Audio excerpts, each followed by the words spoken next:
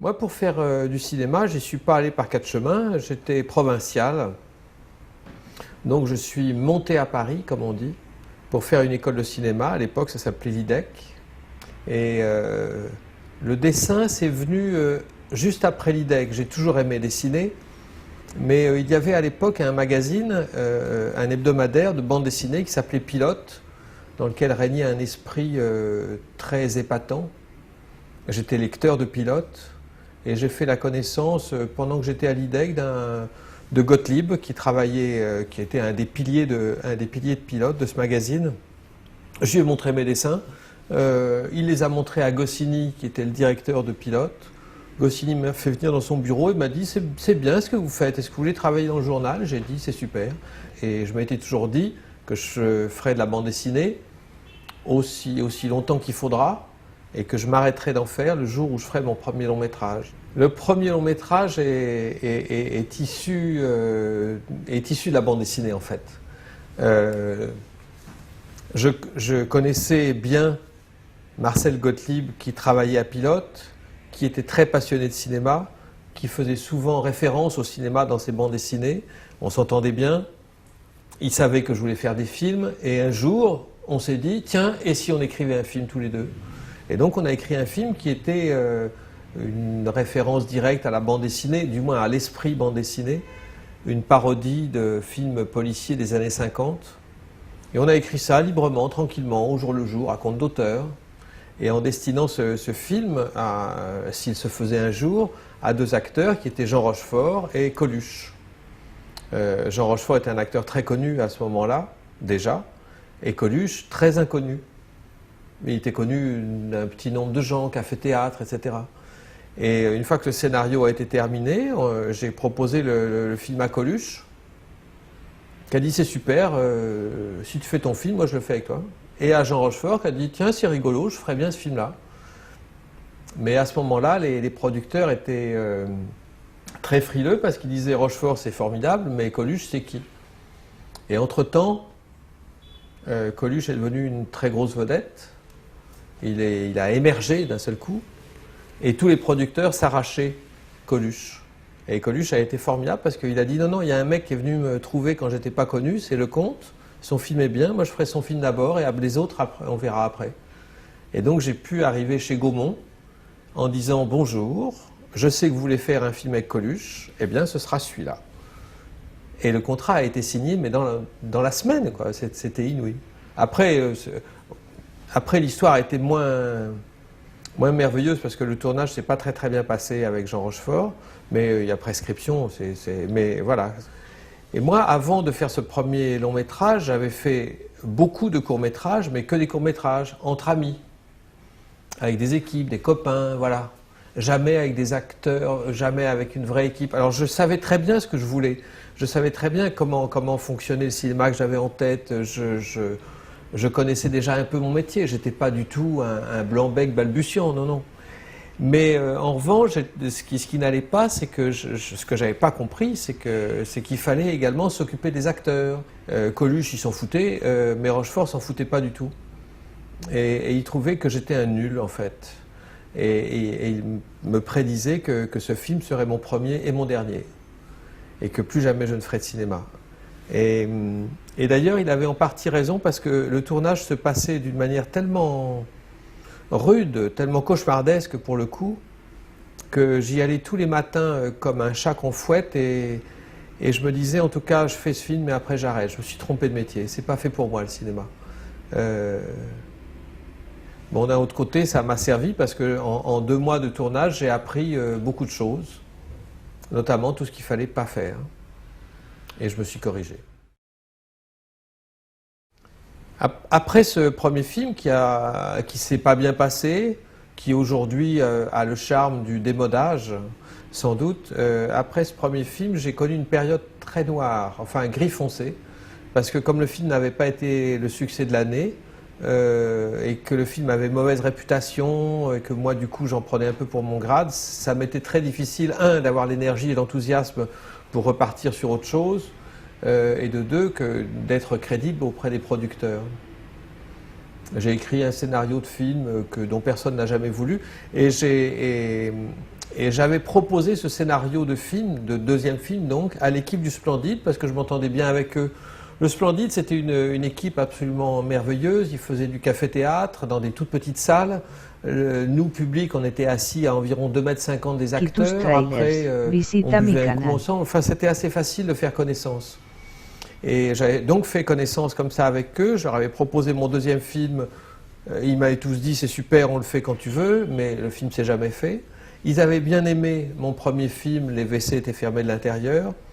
Et quand un producteur, Yves Rousserroir, est venu leur proposer d'adapter au cinéma un spectacle qui faisait une pièce qu'ils faisaient au café-théâtre, ils ont dit c'est parfait, mais nous on va le faire avec Patrice parce que il est sympa, il a notre âge, on s'entend bien, on rit des mêmes choses, on a aimé son premier film, on a confiance, faisons ça avec lui. Et ils m'ont, oui, c'est même pas, il n'y a même pas besoin de mettre de guillemets, ils m'ont imposé comme réalisateur sur ce film qui s'est appelé Les Bronzés et qui a eu un succès déjà important à la sortie et puis de plus en plus grand avec les années qui passaient, les passages à la télévision jusqu'à devenir quasiment film culte, quoi. Et ce deuxième film, Les Bronzés, qui a été,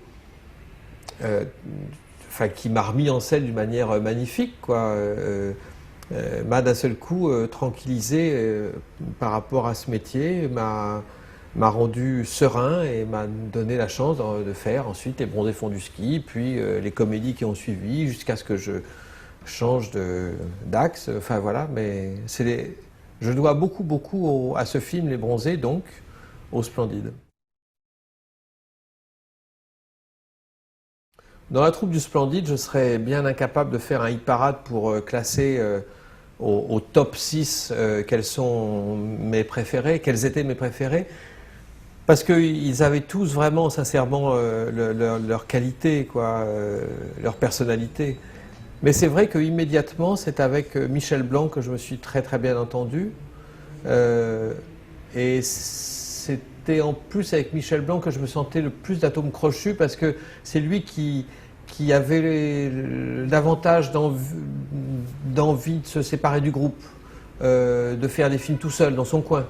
Et il m'avait dit tiens, tu veux pas qu'on s'entend bien, tu veux pas qu'on écrive des choses ensemble? Et moi j'avais trouvé ça parfait, super. Voilà, c'est parce que l'entente était bonne entre nous qu'on a, après les deux premiers Bronzés, qu'on a pris le large pour faire des films à nous deux, et ça a donné Viens chez moi, j'habite chez une copine, d'autres comédies aussi qu'on a écrites ensemble. Mais j'ai jamais totalement perdu le contact avec les gens du Splendide, avant même que 24 ans plus tard on fasse Les Bronzés numéro 3, où on s'est tous retrouvés pour le plaisir de se retrouver. Mais j'ai fait des films avec Junio, j'ai fait des films avec Thierry Lhermitte, je les ai retrouvés un peu les uns les autres, pas tous, mais voilà, on ne s'est jamais totalement perdu de vue. Les spécialistes est le vrai tournant de mon travail, parce qu'avant les spécialistes, je n'avais fait que des comédies. Et je me disais que faire des comédies, faire rire ses contemporains, c'était bien. Enfin, j'avais l'impression que je pouvais faire ma vie entière avec ça. Ça me convenait. Mais quand Christian Fechner, qui avait produit plusieurs de mes films, plusieurs de mes comédies, quand il m'a fait venir dans son bureau pour me dire « j'ai un truc à vous proposer, mais avant de vous le proposer, je voudrais vous poser une question de base. Est-ce que vous voulez faire toute votre vie des comédies, cher Patrice ?» Et que je m'entends encore lui dire oui, non, ben non, bien sûr, pourquoi je ferais... Voilà, c'est lui qui m'a ouvert les yeux et qui m'a pris par la main pour m'emmener ailleurs. Cet ailleurs, c'était pas les films plus auteurs, plus personnels que j'ai pu faire par la suite, c'était un film délibérément grand public, très commercial, enfin a priori et successful, mais c'était Les Spécialistes, qui était un film d'action et d'aventure, qui n'avait, même s'il y avait un parfum d'humour, qui n'avait rien d'une comédie, et qui était en tout cas un film que je n'étais pas censé savoir faire en tant que réalisateur. Mais je lui ai dit oui tout de suite. J'ai entrevu la porte qui commençait à s'ouvrir devant moi et qui allait me faire sortir de la pièce dans laquelle je m'enfermais petit à petit, qui était la comédie et que la comédie. Et je me suis dit, tiens, voilà une porte ouverte sur autre chose et peut-être que je vais pouvoir en ouvrir d'autres et d'autres. Et c'est ce qui s'est passé. D'abord, j'ai adoré faire ce film. qui a été un succès incroyable, enfin vraiment très important. Le film vieillit bien, il tient le coup. Pour un type qui n'avait jamais fait ça, je m'en suis sorti comme il faut. Et c'est vraiment le succès des spécialistes qui m'a donné un coup de pied dans le derrière. Allez, maintenant, je sors d'un succès énorme, je peux faire tandem. Si je me casse la gueule, c'est pas grave. Voilà, je me sentais détendu. Je ne mettais pas mon titre en jeu. Voilà, j'avais le droit de faire tandem. Et Tandem a été extrêmement apprécié, a été salué comme un film personnel, etc. Et c'est pendant le tournage de Tandem que le producteur de Tandem me disait, bon, on est en train de faire Tandem, c'est bien joli, mais on va faire quoi après? Parce qu'on ne va pas s'arrêter là, tu ne vas pas faire les spécialistes numéro 2, on va continuer à faire. Et c'est lui qui m'a poussé à me... Ce producteur, Philippe Carcassonne, c'est lui qui m'a poussé à chercher d'autres idées, à ouvrir d'autres portes, à creuser d'autres sillons. Et je me souviens, on était là en bordure de route, on tournait Tandem, entre le tournage de 2 plans, et il me dit, tu te souviens de ce film de Duvivier que tu adorais vraiment, qui s'appelait Panique, avec Michel Simon, et comment que je m'en souvenais. Et il me dit, tu sais, tu adores ce film, je ne te propose pas d'en faire un remake, mais je te propose tout simplement de lire le bouquin de Simenon dont il est adapté, et que peut-être tu pourrais faire une nouvelle adaptation à ta manière de ce Monsieur Hir de Simenon, qui s'appelle Les fiançailles de Monsieur Hir. Tous les cinéastes sont, sinon des voyeurs, du moins des regardeurs. Le seul fait de regarder dans une caméra, de filmer des gens, c'est une position formidable, puisque je suis cadreur sur mes films, enfin caméraman sur mes films, donc c'est moi directement qui filme les acteurs, qui les regarde, et entre regarder et épier, il n'y a pas une frontière, enfin la frontière est mince, hein. Et j'ai conscience que ce Monsieur Hir qui regarde la voisine d'en face, il est l'écho involontaire et très lointain de James Stewart regardant ce qui se passe en face dans Fenêtre sur cour de Hitchcock, c'est vrai, c'est vrai. Ou du Locataire de Polanski, où également il y a un homme derrière une fenêtre qui regarde ce qui se passe en face. Mais je crois que ça fait surtout référence à moi-même, et que regarder par une fenêtre ce qui se passe dans les appartements d'en face, ça m'enchante, mais pas pour y découvrir des saloperies, hein, c'est pas ça, mais simplement parce que l'idée d'une façade d'immeuble séparée en petites cases, en autant de cadres de cinéma d'ailleurs, et qui laisse entrevoir des fragments de vie, une vieille dame qui met la table, et puis juste à côté un couple qui s'engueule, et puis juste à côté, ces bouts de vie réunis dans une même architecture d'immeuble, c'est très très fascinant, quoi. Enfin, ça attire l'œil, et donc ça attire la caméra. Pendant un temps, quand on préparait le film, j'ai eu l'envie, qui n'a pas duré longtemps, de faire ce film en noir et blanc. Mais je trouvais que c'était presque un pléonasme, parce que faire un film crépusculaire en noir et blanc allait donner quelque chose de très, très terrible, quoi. Trop crépusculaire pour le coup. Et avec Denis Lenoir, le chef opérateur, on s'est dit quel traitement en particulier peut-on donner à l'image, aux couleurs. Et il avait déjà fait ça sur d'autres films, et on a poussé le procédé technique chimique un peu plus loin. C'est une désaturation des couleurs, avec un bain dans lequel on ne passe pas au laboratoire le négatif. Enfin bon, là ce serait vraiment trop technique, même pour moi. Et c'est ce qui fait que toutes les couleurs se trouvent désaturées, sans devenir sinistres. Donc il y a moins de couleurs, mais il y a 2 couleurs qui restent très flamboyantes, et pour le coup qui apparaissent comme étant très saturées, puisque les autres sont très assombris, c'est le rouge et le bleu. Le cinéma est merveilleux pour filmer, pour mettre en place des personnages déraisonnables, parce que c'est pas raisonnable d'être raisonnable. Mais si tous les personnages sont étranges, marginaux, extravagants, ça donne un ensemble peut-être bizarre et indigeste. Et on a toujours besoin, je trouve, de personnages plus sensés que les autres, pour faire comme le maître étalon déposé au pavillon de Sèvres, pour servir d'étalon justement à la normalité. Et dans Monsieur Hir, c'est vrai que les personnages ne sont pas très raisonnables, c'est entendu, mais le personnage le moins déraisonnable reste Sandrine Bonnaire, le personnage d'Alice, qui sans doute ne devrait pas couvrir son petit ami, le protéger en tout cas, qui sans doute ne devrait pas se laisser caresser intimement par Monsieur Hir au milieu de la foule d'un match de boxe, qui ne devrait pas faire des tas de choses, mais qui le fait par amour, très simple et très lumineux par amour pour son petit ami, et qui, elle, est une fille à peu près sensée, même si la réalité la pousse à faire des choses déraisonnables, comme couvrir son petit ami en effet, comme balancer au flic Monsieur Hir alors qu'elle sait qu'il est innocent. Elle a fait des choses affreuses, mais ça ne lui plaît pas de faire ces choses affreuses. Donc elle a encore la raison de se rendre compte du bien et du mal. J'ai fait des films, et dans certains de mes films, il y a des personnages féminins ou des personnages masculins qui sembleraient véhiculer une certaine forme de misogynie, et j'en suis absolument navré, parce que je suis dans mes films et dans ma vie quelqu'un qui n'est absolument pas misogyne, et si quelque chose doit être interprété de cette manière-là, ça me meurtrit terriblement. Je ne trouve pas du tout que Alice soit une femme qui véhicule une forme de misogynie, pas du tout. Elle protège son petit ami, mais voilà, elle est amoureuse, donc on ne peut pas la blâmer d'être amoureuse. Et si elle balance Monsieur Hir au flic, alors qu'elle sait très bien qu'elle balance un innocent, c'est pas parce que c'est une salope, c'est juste parce que c'est une femme amoureuse et qui ne sait plus comment faire pour se sortir d'une situation inextricable. Non, non, il ne s'agit surtout pas de la condamner. Hein. Non, non, non, non, non.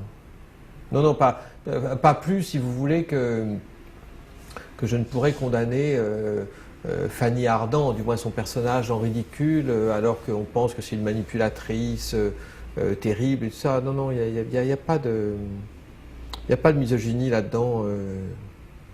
Et si on y voit de la misogynie, j'en suis vraiment désolé, mais mes intentions sont pacifiques.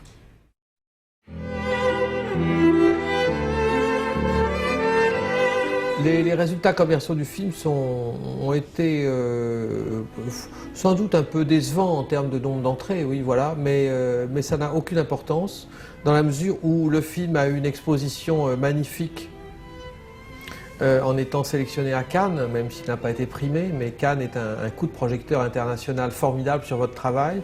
Du coup, le film a été vendu énormément un peu partout. Et c'est vrai que c'est à partir de Monsieur Hir que ma carrière, en tout cas mon travail, est devenu connu à l'étranger. Et avant Monsieur Hir, aucun de mes films n'avait vraiment voyagé en dehors de l'Hexagone. Et à partir de Monsieur Hir, ça a voyagé comme il faut. Donc je crois que le producteur s'en est bien sorti, quoi, hein. Il ne s'est pas rempli les poches avec des bénéfices mirobolants, mais il ne s'est pas retrouvé sur la paille pour autant.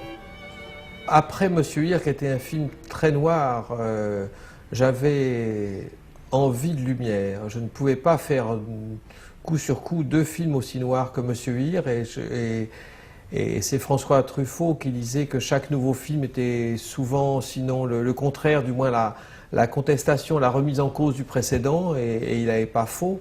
Et d'une certaine manière, Le mari de la coiffeuse, en affichant une forme de luminosité comme ça, d'ensoleillement délibéré, malgré une fin tragique, Le mari de la coiffeuse est le pendant de Monsieur Hir, le pendant lumineux de Monsieur Hir, où il a la contestation du funèbre de Monsieur Hir. Je me suis déjà on m'a déjà posé cette question à propos de certains de mes films, et notamment du mari de la coiffeuse, en me renvoyant à une vision purement fantasmatique.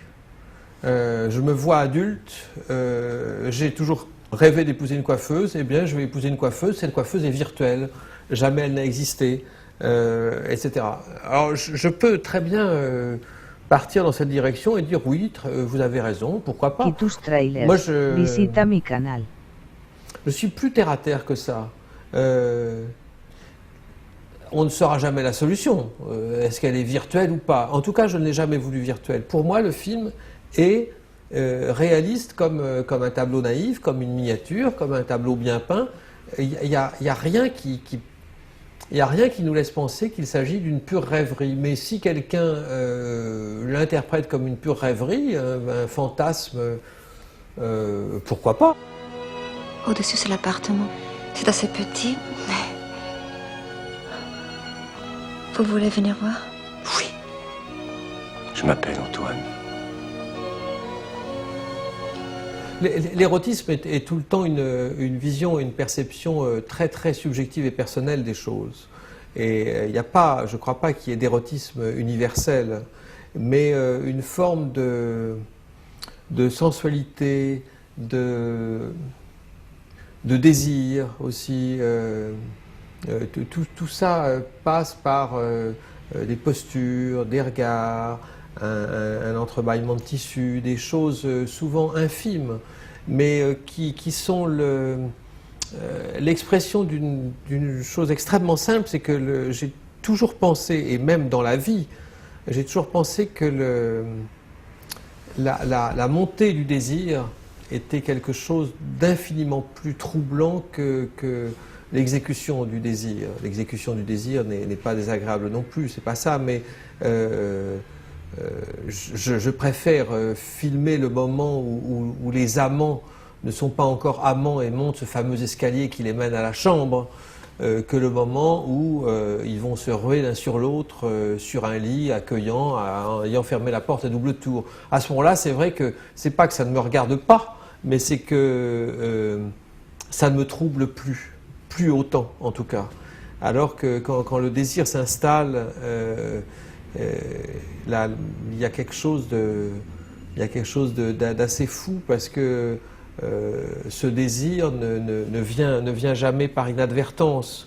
Ce désir est souvent mis en scène par les acteurs au quotidien, ce désir. Se faire désirer ou désirer quelqu'un est quelque chose de très, très formidable. Et il y a des tas de ruses féminines ou masculines d'ailleurs qui sont tellement agréables à mettre en place, à inventer à défaut de les vivre parfois, mais justement le cinéma est là pour nous permettre d'exaucer nos rêves et de mettre en place des fantasmes, somme toute inoffensifs, mais oui, des fantasmes. Le cinéma est quand même souvent plus beau que la vie, ne serait-ce que parce que on en écrit le scénario.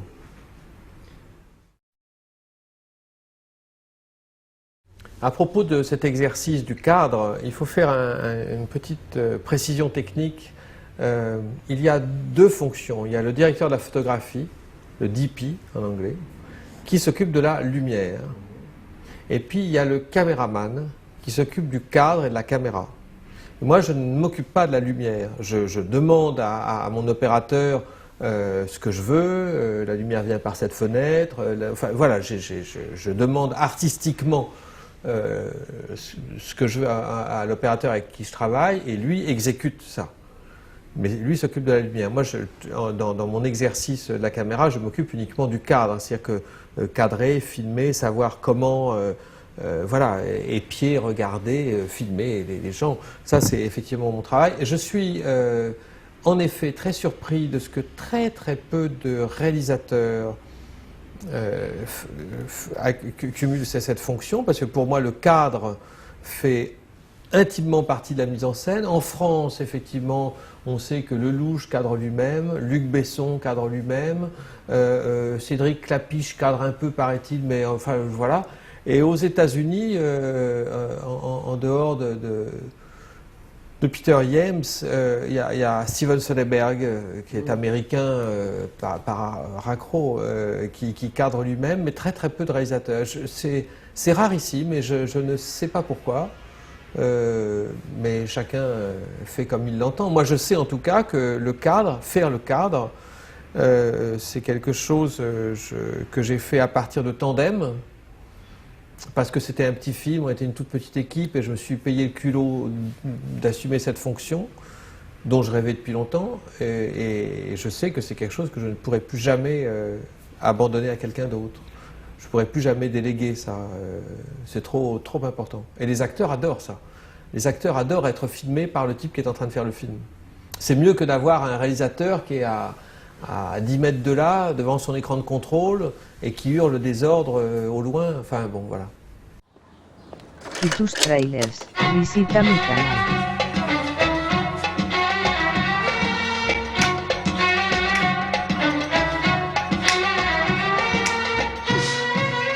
Quand j'ai fait ce premier film avec Jean Rochefort et qu'on s'est tellement mal entendu, lui et moi, après on ne s'est plus du tout vu, évidemment. Et je me souvenais simplement qu'à la fin, quand il a vu le film terminé, ce premier film, les WC étaient fermés à l'intérieur, il m'a dit simplement une phrase qui m'a planté un poignard dans le ventre. Il m'a dit tu vois, c'est dommage qu'on se soit engueulé parce qu'il est pas mal ton film. Et j'ai trouvé ça terrible. Voilà, c'est affreux, je n'ai jamais pardonné ça. Mais les années ont passé, je l'ai vu dans les films des autres. Je continue à penser que c'était un très bon acteur, même si ça avait été dur avec lui. Et comme je suis un type très fier, limite orgueilleux, je voulais à tout prix lui prouver, un jour ou l'autre, que j'étais un type bien qui s'était trompé sur mon compte. Et donc, quand j'ai fait Tandem, j'ai voulu lui proposer le film parce que je trouvais qu'il serait formidable dans Tandem. Et puis je voulais, voilà, c'est ça, non pas me racheter, mais lui prouver que j'étais un type bien. Et on s'est tellement bien entendu sur Tandem, ça a été tellement parfait. On s'est trouvé là, sur Tandem. Et du coup, après, on en a fait plusieurs ensemble.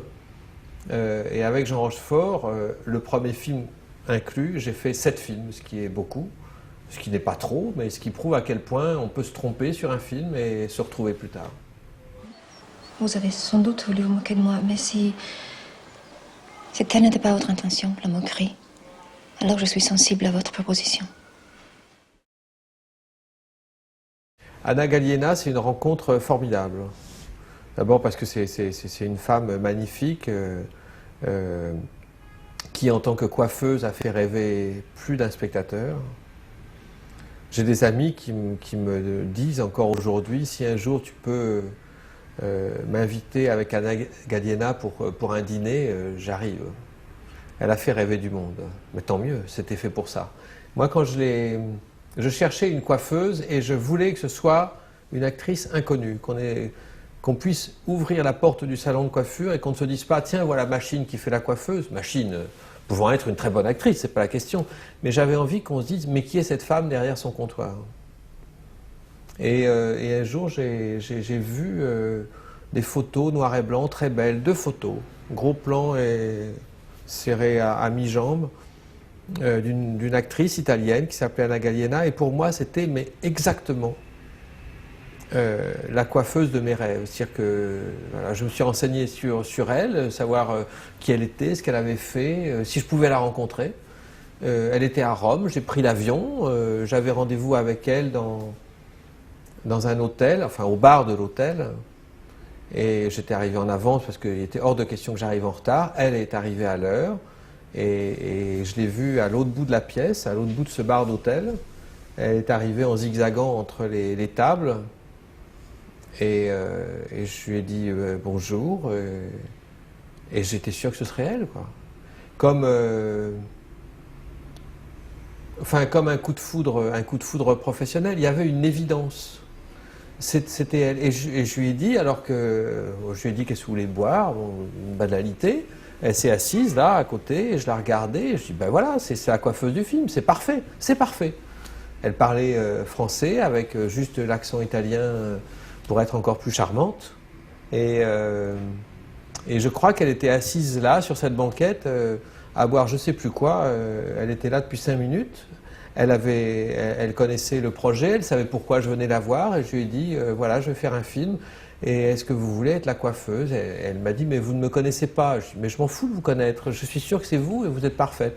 Et du coup, pas avec des sanglots parce qu'elle a su se tenir, mais j'ai vu des larmes qui ont coulé sur sa joue J'ai dit, mais pleurez pas, c'est pas grave, c'est une proposition tout à fait honnête. Elle m'a dit, oui, mais je suis trop heureuse. Voilà, ça s'est fait comme ça. C'est fou. Il se voûte chaque jour davantage. Parce qu'il est chaque jour un peu plus vieux. La vie est dégueulasse. C'est vrai cette formule un peu hâtive, la vie est dégueulasse, je signe.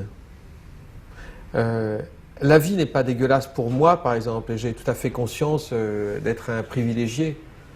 Mais la vie, d'une manière générale, est vraiment dégueulasse pour 90% des humains qui peuplent cette planète. Donc elle est vraiment dégueulasse. Enfin, il y a quand même... Enfin, je ne connais pas le pourcentage exact, hein, mais mettons 90% de gens pour qui la naissance n'a pas été un cadeau, quoi. Et les 50, 60 ou 70 années que ces gens-là vont passer sur Terre, ça ne valait pas le coup, quoi, si c'est pour vivre ça. Si c'est pour vivre cette vie-là. Nous, on a de la chance, occidentaux, d'avoir des vies à peu près équilibrées ou carrément réjouissantes comme la mienne ou d'autres, heureusement. Mais pour la majeure partie des autres, c'est pas ça, quoi. Donc je trouve, oui, que la vie est dégueulasse, mais pas la mienne. Je vais acheter des yaourts pour ce soir. En ce qui concerne le suicide de Mathilde, donc de la coiffeuse, c'est vrai que ça n'est jamais très raisonnable de se suicider, mais nous ne sommes pas dans la vraie vie, mais dans un film. Il y a quelque chose de romantique là-dedans, de romantique et de très lucide.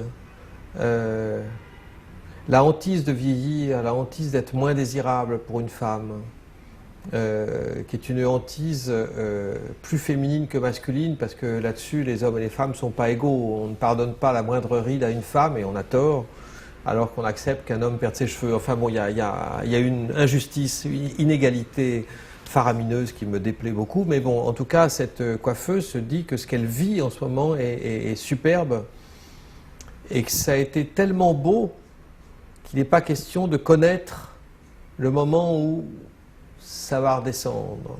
Donc, par désespoir ou par bonheur romantique, elle préfère de s'arrêter là, de faire un arrêt sur image sur ces moments de bonheur intense et parfait.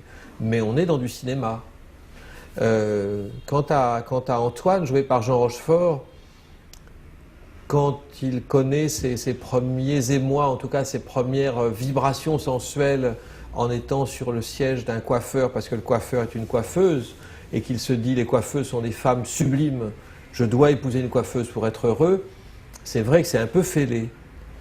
Mais là aussi, on est au cinéma et pas dans la vraie vie, mais dans la vraie vie, qu'est-ce qui empêche un petit bonhomme d'avoir une rêverie de ce genre et de se dire plus tard j'épouserai une coiffeuse? C'est pas interdit. Mais ce que ça voulait raconter surtout, et qui est même dit précisément dans le film, à un moment dans la voix off, c'est que aucun rêve n'est impossible.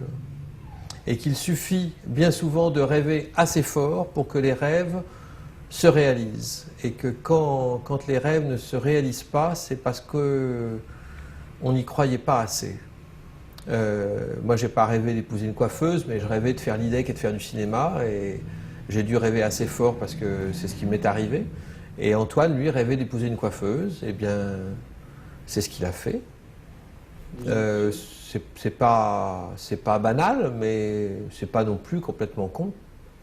En ce qui concerne la fin, c'est-à-dire qu'une fois que Mathilde s'est balancée dans l'écluse, là, il y a pour le coup une fin très troublante et qui m'a amené à me poser souvent des questions que je ne suis jamais arrivé à résoudre, auxquelles je ne suis jamais arrivé à répondre. C'est ceci, c'est qu'elle s'est jetée dans l'écluse, elle s'est donc suicidée, elle a laissé à Antoine une lettre d'adieu, et elle est morte, elle n'est pas partie avec un autre, elle est morte.